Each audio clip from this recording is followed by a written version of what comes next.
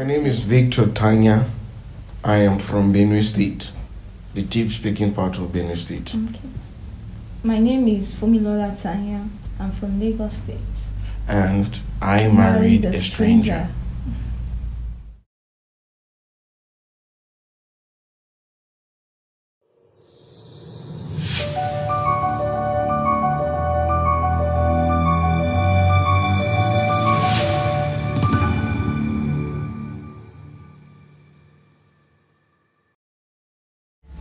So the first question on our list is, how did you guys meet? Right, so you can go first. I want you to go first. Okay. I met him while I went for service in Katsina State. That was in Dutsima, precisely. I was sent from Lagos. I was posted from Lagos to Katsina for service, and then I was working under the Faculty of Education in Dusima University, Federal University Dusima, and he was a student there. So that was how we started the friendship, and I was attending Redeem Corpus Fellowship while he was attending the Redeem Students Fellowship. So we always have our activities together. So that was how. Okay. That's how we met. Tell us more. Yeah, it's good. We met in school. She was a corper from Lagos State, sent to Katsina. And I was a student with Federal University, Dusama, Katsina State. And we had this RCCF and RCF. So it's the student wing, and then the corpus wing is RCCF. And then we had to do the welcoming. And then we had our mother church, RCCG, that we welcomed them. And then we got much Sunday services together, the youth wing, we did everything. Yeah, so that was where we met. Okay. They sent you people to go and love. Okay. Okay, so the next question is, what was the initial reaction of your family? So I'll go with you first. What was the initial reaction of your family when you said you wanted to marry someone from another tribe? In one word, no. Okay. Like, I'm just going to say no. My dad, so when I came back on holidays, I had this conversation with my dad that, hey, he said, oh, you can have a girlfriend now. We had that relationship with my dad, so let's see what's going on bedtime. So he wasn't expecting what was going to come. And then he said this, said, I was trying to do this whole Indian arranged marriage stuff. And I told him that, hey, it's not going to work. So just don't think right from small. I slap off the idea of getting married to my tribe. And then on this day I came back, and then I was like, oh, what's up? I'm like, we're cool, and I have to talk to you. And there's this girl that I want to get married to. And it was like, what's her name? Where is she from? The first question was, where is she from? I'm like, oh, she's Yoruba from Lagos State. And like, we're not going to have this conversation, no. And my mom was down the hallway and it was like, all the conversation you guys are having, just count me out. I haven't heard anything, and then I'm not interested in your conversation. So I'm like, okay, good. And he walked out, and then I sat down on the dining section, and then I'm like, can you come back, let's talk? And then he was like, no, I'm not going to have a conversation. Your mom is not supportive. I am not supporting you. No way. So I'm like, because my dad and I, we have this really nice relationship that he's my friend. And we fought. I don't think I ever fought anybody more than I fought my dad. And then I was like, okay, one, you screwed up. That's me to my dad. one, I'm talking to you not as a son, but as a friend and as a Christian fellow. You stated so many things that are just for your selfish, not even me. You didn't ask, is she a Christian? What kind of home is she brought up in? No, it's just like because she's not my tribe. So what makes of you? And then I was like, you're so stupid. So I was like, you're so stupid. I'm like, well, it's okay. And then I walked out on him. Not to have this conversation. I don't know what went on. So my mom, I didn't have this conversation because she was listening to our conversation, and then it was like they went in and then they discussed, and then I left. Never to have this conversation again. Didn't even bother praying about it. I just knew that this is not. So I was in school, and my mom called. My dad called first, and was like, "Can I talk to Dorcas?" Like, who's Dorcas? It's like, the person you said you want to get married to. I'm like, okay. So I hung up. Because I was laughing when he called, so I hung up, and then he called back. Like, oh, can I talk? I'm like, can you call me later? And then my mom and my dad were together when he made a call, and then it's like, oh, so her name is not longer. This is over the phone. They haven't met her yet. Can I call her Tabi? I'm like, what? Tabitha. That's the Greek name for her, the Hebrew name for Dorcas, right? So, like, can I call her Tabitha instead? I'm like, okay, fine, sure. So they spoke on that day, spoke with my mom, and everything is history. Wow. Okay.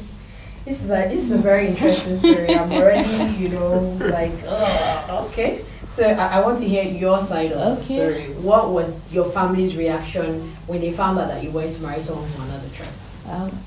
When I told my mom, because I spoke to her first before I told my dad. In fact, she was the one that passed the message to my dad. So she was like, Omo, how did she even put it again? Hausa. Omo, Hausa. Lofe, Abi. I say, Mommy, it's not Hausa. Benue State is the middle belt. They are not Hausa, but people classify them as Hausa. I said, no, but they understand Hausa. Some of them can speak Hausa, they understand Hausa. She was like, okay. She didn't say anything again, and she went on to tell my dad that this is what I told her. And my dad was like, no. But his no was not very, as in a shaky no. So it went on like that. I didn't even bother telling them anything again. I only told them, this is what I want. So I think after 2 days, my mom called me. She said, have you prayed about him? Have you prayed about him? That is the major thing. If you like him and he's a child of God, because their own is a child of God. If he's a child of God, then it's fine.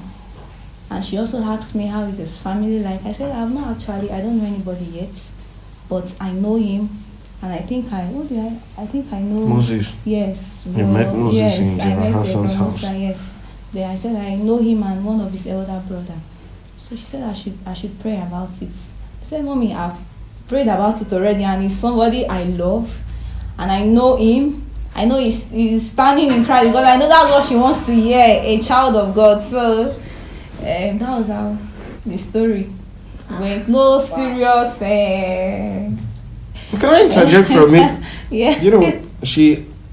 Let's go and pray in the school. There's this mini park we had in school. And then, let's go and pray. You know, I got really tired of this. Let's go and pray about. I've always been these people brand me, hey, you are this rebel, and I'm like, I was just trying not to offend her. Right? When she said, go and pray, let's go and pray, and then we are praying, I'm like, on this day, I said, I'm tired of praying. I don't even know what I prayed about. I just know that I'm going to get married. And then it was like, let's pray. One of the prayer points she always brought up was this, so that my dad So on this day, I had to man up and say, hey, stop, hold on. Your dad is going to accept me. And then it was like, you're so full of yourself. I'm like, your dad is going to accept me. Because this is the very first test if he's actually a Christian. And then I said, I think she got a little pissed off, so you questioning my daddy. So I said, no. If he has the Spirit of God in him, and I have me, just the same way John the Baptist mom saw Jesus and then John the Baptist lived. So it's going to connect. And then I quit praying about it. You know what? I'm not going to pray anymore. All my friends were like, you're the guy that's not going to get married. And yeah. And guess what? I was the first person. And all of them kept on struggling with their relationship. And you said, because I told them I'm going to get married to a Yoruba woman. She's from Ibadan. She's going to be tall. She's light skinned. On this day, that's just how Spirit of God in me works. I just go and then prophesy. And then I get it. So yeah. And you even emphasize from Ibadan. Yes, I was so. And then my friend who was here around my roommate was like, oh, it's not going to work. You just, you have so much attitude that nobody can put up with you. I don't think you can keep a relationship because of your standard and all that kind of stuff. Hey, hold on. I'm getting married to a Yoruba woman. Yeah. Wow. Okay, this is so interesting. I can't wait to keep going. Prayer. Prayer works. Okay, so I know that obviously there are cultural differences. You're from two, I wouldn't say extreme cultures, but cultures are very different. Mm-hmm. So how have you guys been able to resolve? So I want you to go first. How have you been able to resolve cultural differences? Have there been cultural differences since you got married, and how have you been able to resolve them? My husband is not someone that does like a traditional man. He's just, in fact, he's not. You can't even tell if he's a thief man or he's this kind of person that he doesn't like it in the traditional way. So I've not really had issue with him when it comes to that, and I don't know if I am in traditional. So I would say that there is this. I will narrow it down in so many things when it comes to culture, and in this context, we refer to the Yoruba and the thief. So when we went to see her dad, she was freaking out in the vehicle. She forgot to say that. And I was just doing my own thing. I told her, your dad is not going to ask me any question. 3 questions he will ask: are you a Christian? Where are you from? What's your name? That's all. That's how it went. So that's just the same way. See, culture, I'm blind when it comes to this whole thing, culture, but here's this. The culture that we have in our family, it's a culture too, not the broad aspect of it. Here's this stuff. She grew up more in a nuclear family. Much, dad, mom, siblings. And I grew up I didn't even have a room in my dad's house. That's to tell you, we don't even know who's coming, who's going. My parents can go right in the street, see somebody else and say, okay, today this is... And get out from that room. At a point, I was sleeping in the same room with my parents. So that's the culture. And I noticed she, that kind of formed her background. And then we always, when I noticed that, that we should pray. One of our quote-unquote prayers was like, we should be able to give hope to people. So think about the concept that we are a tree, and then birds come to land on the tree to find solace, right? And find shelter and all that stuff. So think in this line and pray along this line, because obviously we are going to have people. So we're going to have people. And she was like, no, people coming with different, it's what you've heard. This guy, you don't know who's a witch. I'm like, no, a witch cannot operate in my territory. It's mine. It's not his. It's not that witch. So, yeah, that was the only thing we... You know, I'm laughing at this conversation and really enjoying it because it's pretty much the same as my husband and I like that, so differently. So he didn't, not like he grew up in a white family, but you can have people come in, and on me I am like, I've had people come into my house growing up, I don't want problem, just don't stay. So I kind of understand where she may have been coming. Yes. It's not easy, and that's actually a cultural difference because the culture in your family is everybody comes in. The culture in your family is just us. Yeah. So let's just be us. So that's really interesting. So now, what excites you about each other's culture, whether it's a family culture or the culture in your families? What excites you about her culture? The very good thing is what is so exciting when the Yorubas praise. There's this thing we call the Oriki. Alagbada, Erujeje, Atu Farati Bioki, Lower, all those names, Olodumare, it's so fascinating. You don't understand the language, you don't know what they're saying, but there's this, I always get these goosebumps, I like shivery kind of down my spine, and I always like, oh yes, I like the way they sing, the musical aspect of, it's one of the big stuff. I used to tell people that, hey, you know what? If you do not marry a Yoruba person, that's the only tribe we are going to speak in heaven. So I was that up front. So you're missing out. Yeah, that's the most exciting thing. When it comes to accommodating, you're very accommodating. The Tiv people are very accommodating. And there is one thing I don't like in Yoruba culture. You call your husband's sister, or maybe your husband's that's his niece, you call auntie, uncle, but it's the other way in Tiv culture. They even call me mommy. His siblings call me mommy, while in Yoruba culture it's the other way. So I like that. I just got educated about the culture now, because that's I've never really heard about. That's true when I think about the Yoruba culture, because sometimes I call myself a Yoruba girl. I could literally pass for one because I know a lot about Yoruba. So that thing is really true. The respect and whatever is even really, to the really, to the younger person is really true. Okay, so let's go on. What don't you like about his culture and vice versa? So what don't you like about his culture? What don't you like about our culture? So she goes first. Okay. Now try. Okay. I got a whole lot. Like, you gotta say something over there. So all right. My turn. Right? Yeah, the Yoruba culture. I'm not stereotypical, but I would say this, that, very pretentious. We have more people who are pretentious in the area that who wants to, of course, is the Yoruba style, and then so fearful.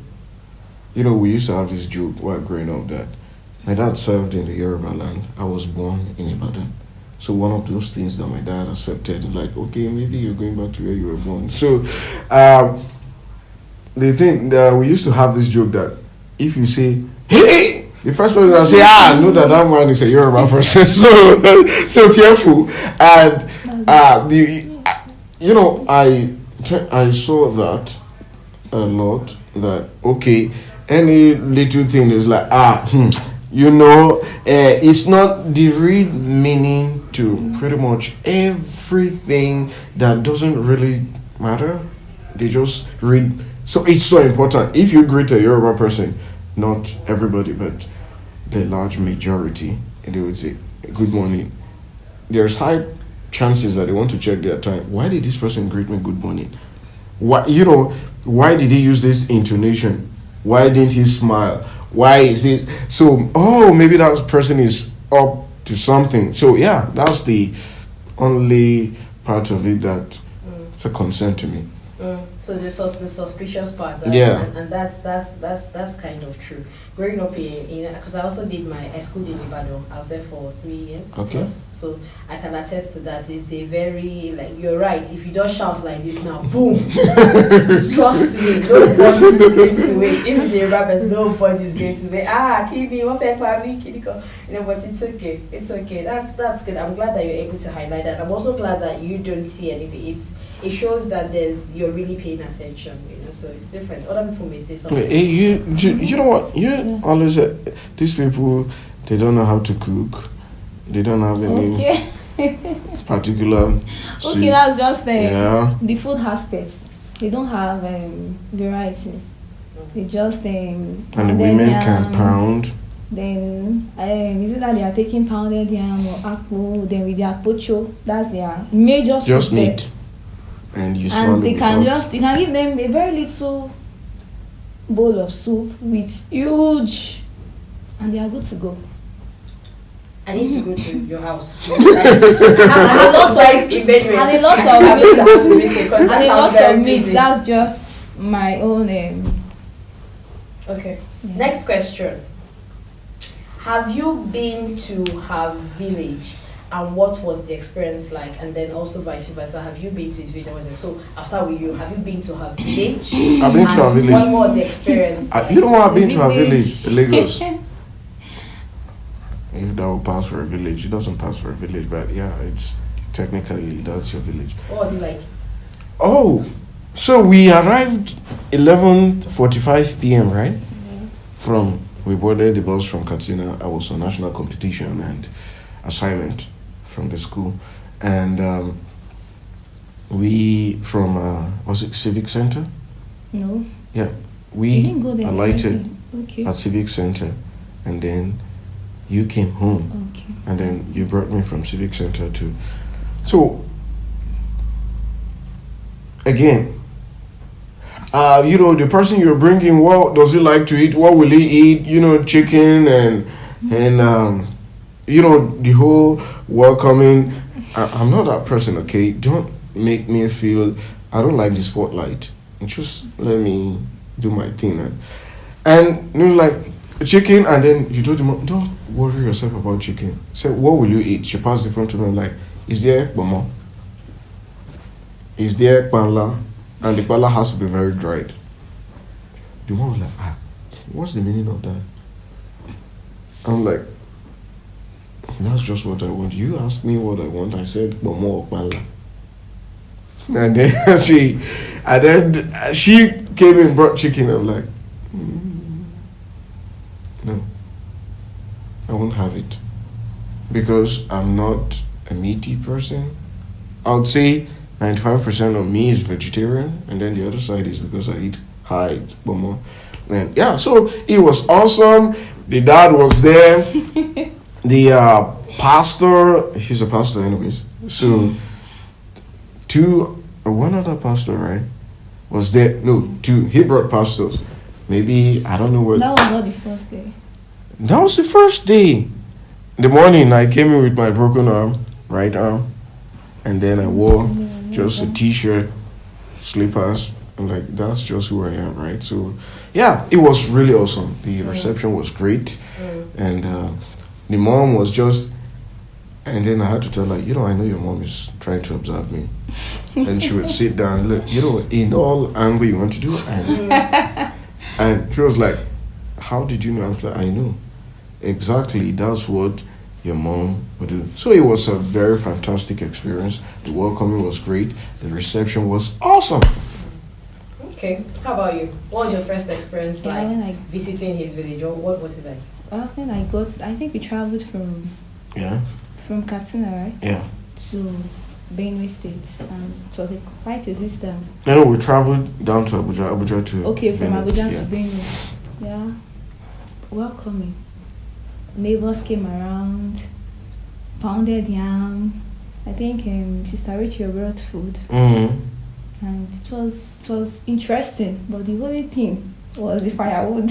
Yes, I was never good at using firewood, so she had to tell him to buy kerosene. Yes. The So gas we're was using not stove there. for the meantime. I was using stove because I'm not good at using firewood, so that's so interesting.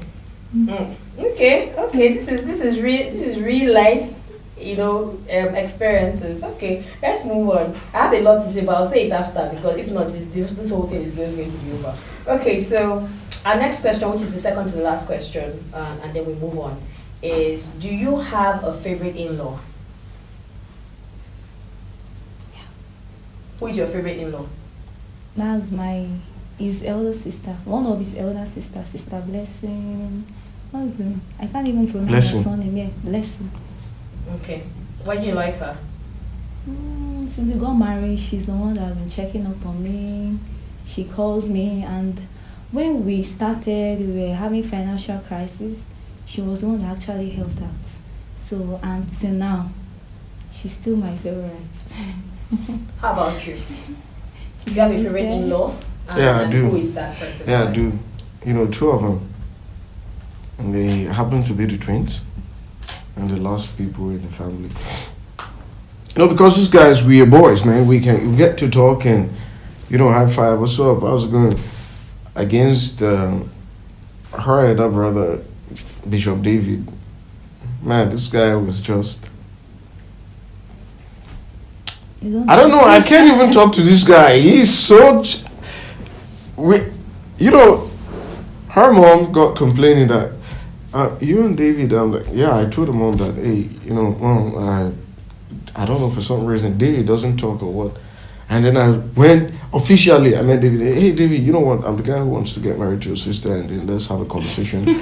And terribly speaking, this guy was so awful. I'm like, David. And like, so you want to marry my sister? I'm like, yeah, David, that's why I'm talking to you. I've seen your dad. So he went, okay. I like my sister a lot, right? I'm like, yeah, I know, obviously you do. And so just make sure you don't do anything. And that was just the conversation. And I was like, to date, when hi David, how are you? Fine. Okay, bye. So that's the kind of conversation but I guess these other two guys, Taya and Candy, they are so awesome. They pick up, hey, how's it going? We get to talk, relate on a whole lot of issues, and we're like, yeah, I see this guy. I don't see them as in-laws, I see these guys as younger ones. We get to talk across board, happenings, experiences in life. One of the favorite things is they like scriptures. So if we meet, 90% of the time is spent on, what do you think about the scripture? And then this guy, they say, okay, this is a wrong teaching. This is not right for you. Okay, this is what you heard. Let's put it in a biblical context. That's that person's opinion. Let's see what God says. So we always had a lot to talk, and really enjoy our time. Yeah. Okay, that's really good. That's really good to know. So this is the final question, and then we'll move into the rapid fire questions. So, what did he say? Okay, no, let me start from him. What did you say, right, to her, or what did she say or do to you that made you know that I want to spend the rest of my life with this person? What did she say or do? She was there when I broke my arm, like my wrist, right there. So she was, I wouldn't say particularly, I remember she would always come and check up. That one point, I didn't even like her. Physically speaking, I didn't. That's the problem we had with my friend. So if I place what she said, what she did, is going to make me loving her conditional. So I can't say this is what, but I can highlight that she was there when I broke my arm. Other people were there. Ayomide, but they were there, but Talkbear was there, Mercy, the other guys, right? Yeah. I always thought these people, my room in school was always full, so then she would come around, okay, can I help you in cleaning and all that stuff? And I was so pissed off. Like, don't do my stuff. Let me just do me. And then again, because we were right into the church. Yeah, so many things to point out that this is the particular one. I should give him pastor. And pastor happens to be one of the top on the list.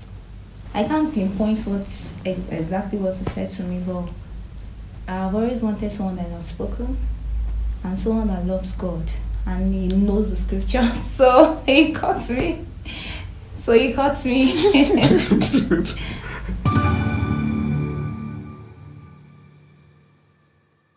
First question, who apologizes first after an argument?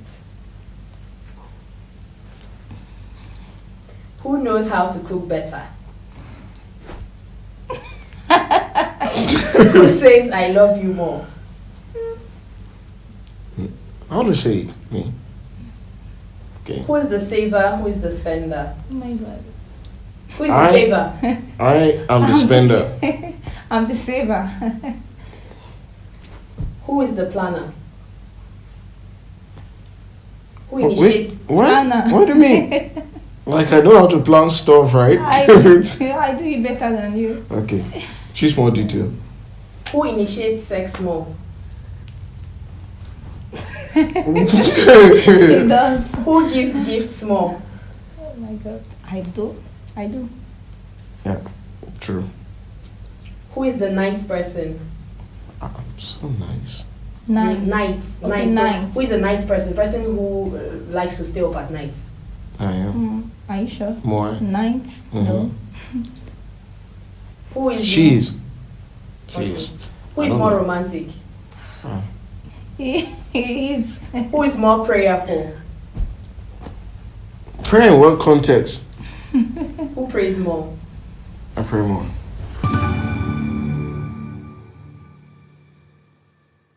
So I'm going to ask you 1 to 5 for me. Pick a number. 2. Hold on to that number. Pick a number. From what? 1 to 5. 5. Grace. Okay, so I'll start with the closer number. That's 2.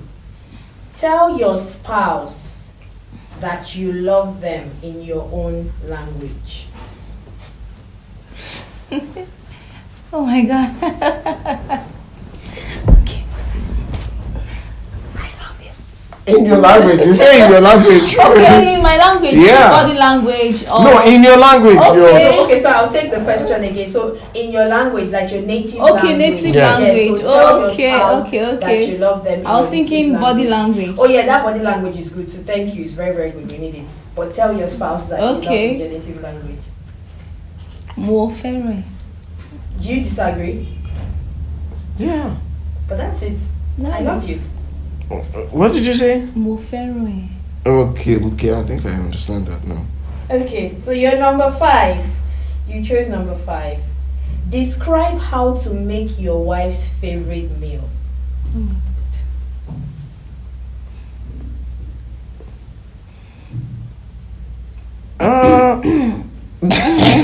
I don't cook, sorry. I don't. Don't you like noodles? A flaco? I don't have a favorite. So. I don't even know how to make anything.